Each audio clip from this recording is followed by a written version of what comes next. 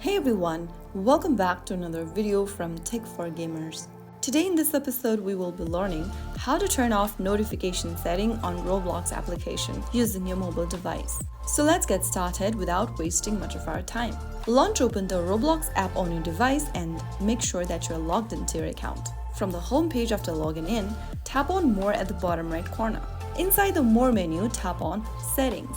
Now click on the Notifications button. Inside Notification Settings, here you can toggle off various notifications. Simply go ahead and select one of the tabs and then you can toggle off notifications such as experience events, party invitations, and other notifications are displayed on the screen. Turn off the notifications you don't want to receive. Turn off the notification you don't want to receive by sliding the toggle switch to off, and once you've adjusted the setting to your preference, you will be able to disable notification for a specific alert on Roblox.